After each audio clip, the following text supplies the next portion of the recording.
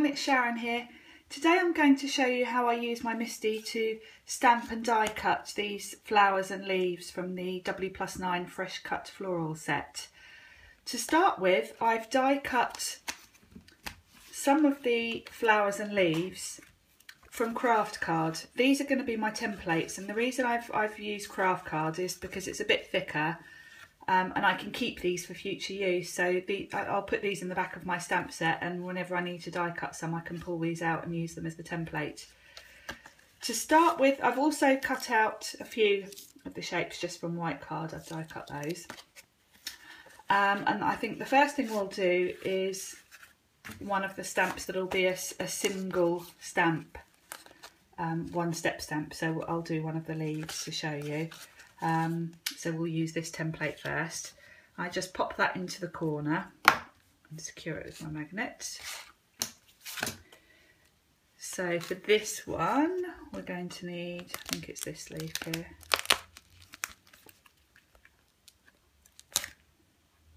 Yeah, that one. And what I can do is pop the stamp inside the die cut,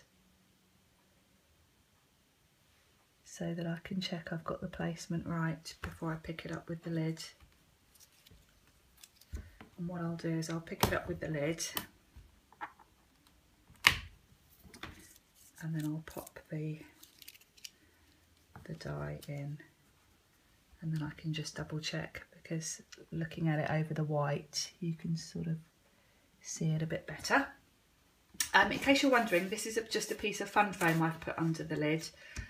I don't know whether it makes any difference at all really, but I just feel when I'm putting pressure on this, having something underneath it just I think will put less pressure on the hinges, but I don't know, so don't take my word for it. Obviously the MISTI's quite new to all of us, so we're all just sort of experimenting a bit. So I've got my die cut in my template, so I can ink up my stamp and see how well this is lined up. If it needs adjusting, I can adjust it, but hopefully, yeah, that's perfect. So that's just a single step stamp, so that's good to go. If I decide I want to ink that again, I can do. If I decide that's a bit faint or I want the colour a bit darker, I can just go back on again. And there we go. Looks absolutely perfect. So that's one of the leaves. Next I'll show you one of the roses, because I think that one's 3 steps, so I'll show you how I go about that. Now if I'm die cutting and doing these, what I tend to do when I'm a bit stuck for inspiration and I can't quite think of a card idea but I still want to do some crafting, then I'll do a load of flowers and leaves, and then I'll pop them in a drawer, so that another time when I want to make a card using these, I haven't got to do all this. And it's much quicker, especially with the MISTI, to do a whole load in one go. So normally I would probably do about 20 of these, which is great with the MISTI because it's all lined up. I haven't got to worry about mucking any up. Once I've got the first one how I want it, I can do 10, 20 in no time at all. But obviously I won't bore you to death by doing a whole load in one go, because I think you've got the idea. So that's the leaf, we'll get that out of the way, and then we'll move on to the rose. Okay, now here's my white card rose all cut out. I'm going to work out which way round this goes in the template. That's it. I'll start with the outside and the base there, and I'll do that in the lightest colour. So again, I can just place this on top to make sure I've got it lined up nicely. I think that's about right. And then I'll pick it up. And I'm going to use a paper tray sweet blush for this. It's a really light pink. If you're doing a whole load and it bothers you that the die keeps popping out like that when it sticks to the stamp, you can always put a post-it note behind this, or a bit of masking tape or something to hold the die in. But I find really when I'm doing a whole load, it's more trouble to sort of unstick the die each time than it is just to pop it back in when it sticks to the stamp. So sorry about my desk wobbling. I have actually moved to the kitchen worktop because my desk was so bad, but the arm that I've got my camera held on does wobble still a little bit. Now that's perfect for the base layer, so I can give that stamp a clean. Now, to save reposition, if I wanted to do a whole load, I'm going to leave that there, and I'm going to position the next stamp.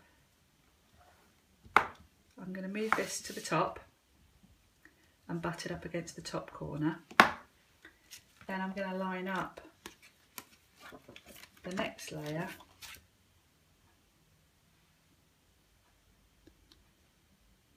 like so. That looks about right. I'll pick that up. Then I'm going to move to a slightly darker pink.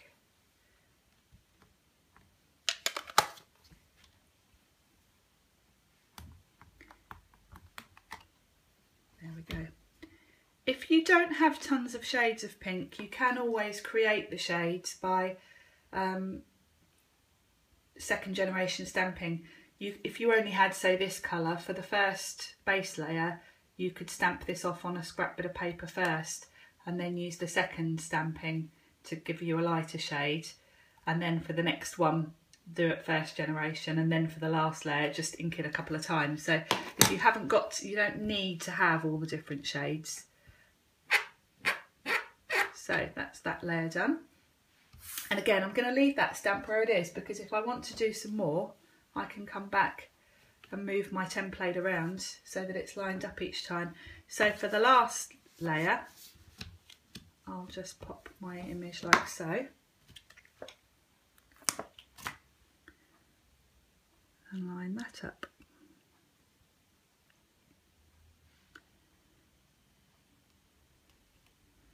Which requires a bit of brain power on my part. It's a bit early in the morning for this.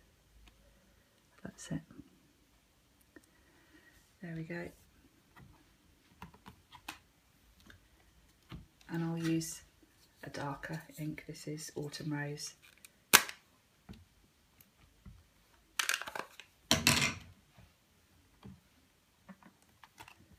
There we go. Absolutely perfect.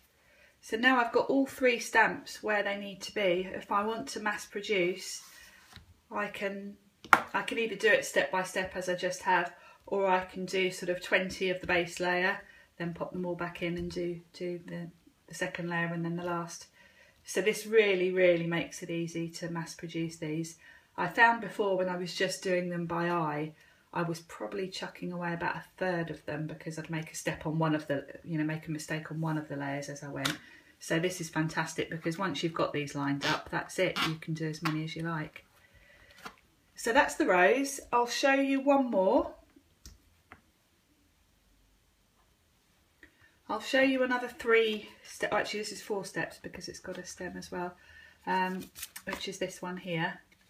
So again, I'm going to pop my template in the bottom corner, and then we'll start. It doesn't really matter on this one which of these two you start with, I've found.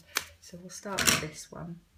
And again, you can pop it literally inside the die cut and sort of feel it touching, so you know that it's fairly well lined up.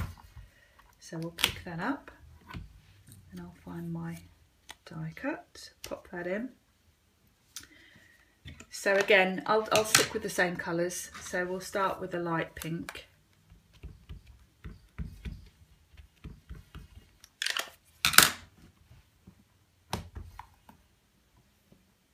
Ink that up. And again, I'll leave that stamp where it is in case I want to do some more, or in case I muck up another layer and need to come back to this one. I'll put that one up there, and then we'll take the next layer. I'm going to take this out because I do find it easier to line up without the layer there, because you can sort of feel where the edges are a little bit. So that looks about right. Pick that up, pop that back in, and then we'll move to a darker shade.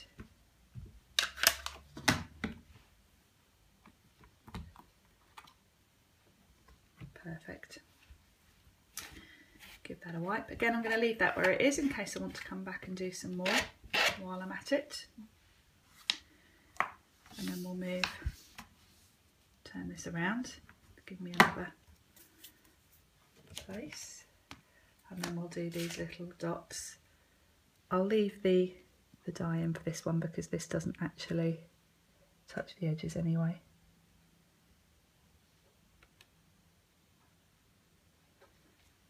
Looks about right. Pick that up, and then I'm going to use the darkest pink for these little dots.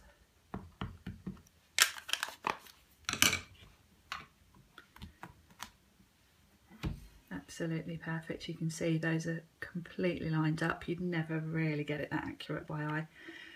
And then the last bit on this is the little stem. And again, I can just move this. I could perhaps turn it around this way, pop it back in this corner, and line up my stem. This one is a little bit fiddly because there's not much of it. So actually that wasn't the best place to put that. Let's go with the top corner. Yeah, that's better. So we'll pick that up. And then I can just ink that.